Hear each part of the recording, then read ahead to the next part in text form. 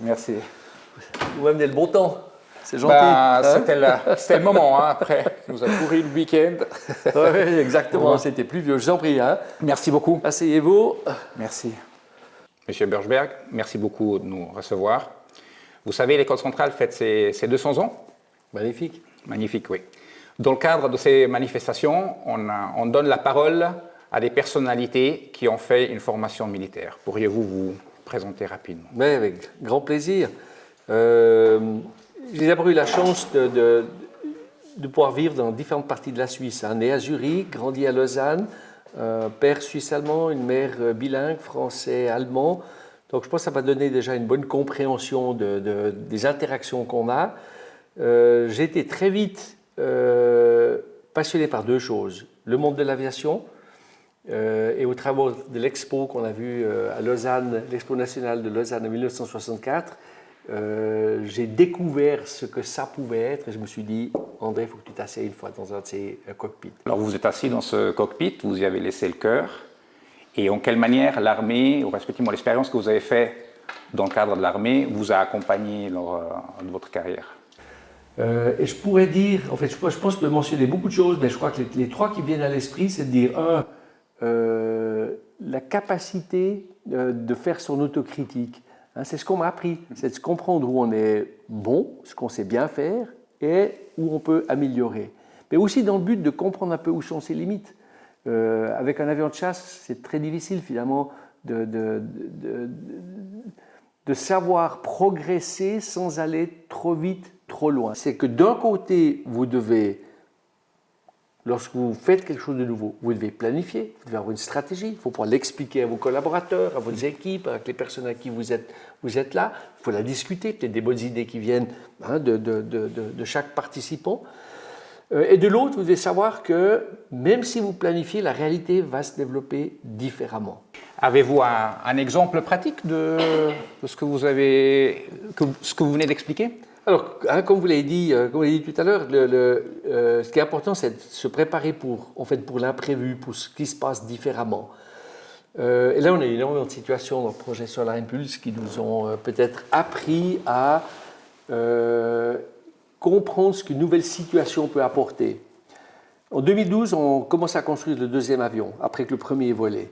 Le but était de faire un avion encore plus léger, d'aller peut-être encore plus taquiner les limites de la technologie. Alors on a construit notre deuxième aile, puis ensuite il faut la tester. Avant de voler, vous devez tout tester, mettre des charges, des poids, tout ce que vous pourriez avoir et rencontrer lorsque vous volez.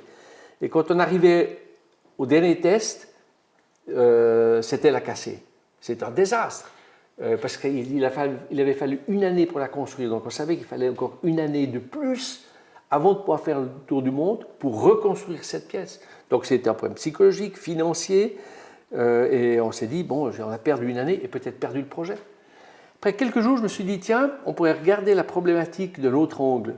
Au lieu de dire que j'ai perdu une année, j'en ai gagné une. J'ai une année de plus à disposition jusqu'à ce que je puisse faire mon tour du monde. Ça nous a amené notre avion aux États-Unis pour pouvoir faire la traversée. Si vous ne voulez pas en Amérique, vous n'existez pas pour les Américains.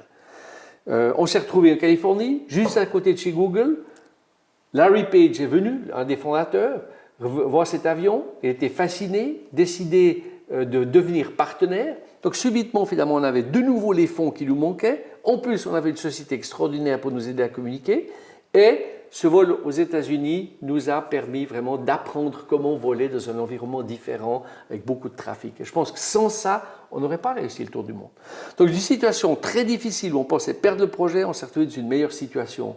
Pourquoi? Parce qu'on a eu la possibilité de prendre de la distance et essayer de comprendre ce que cette nouvelle situation nous apportait. C'est ça, finalement, être préparé pour l'imprévu. Je vous entends bien, c'est l'expérience que vous avez faite au militaire, que vous avez transposée dans votre situation auprès de Solar Impulse? Complètement. Hein, je pense que ces trois choses, je les ai pratiquées dans toute ma vie professionnelle, comme entrepreneur, ensuite comme chez Solar, et ça m'a toujours, finalement, permis de me souvenir ce que j'avais vécu dans ces années extraordinaires que j'ai passées en escadrille. Dans ces années extraordinaires, le temps a passé, les choses ont évolué, ont changé.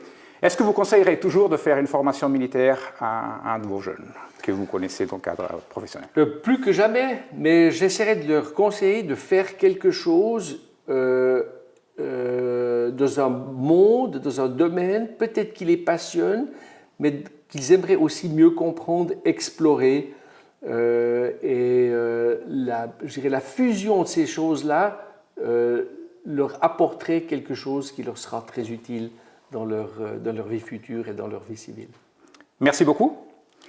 Vous avez la possibilité de poser une question à quelqu'un qui les forme, ces jeunes. Qu'est-ce que voudriez-vous poser comme question à l'institution? Peut-être plus qu'une question, en fait, je souhaite que l'institution militaire soit peut-être mieux comprise depuis l'extérieur, qu'elle renforce peut-être encore ce qu'elle peut apporter à un jeune en termes d'expérience, expérience de leader, expérience de conduite, expérience de gestion d'une équipe. Mais je pense que le pont entre ces deux mondes doit être renforcé, peut être renforcé, et puis apportera beaucoup à chacun de nous.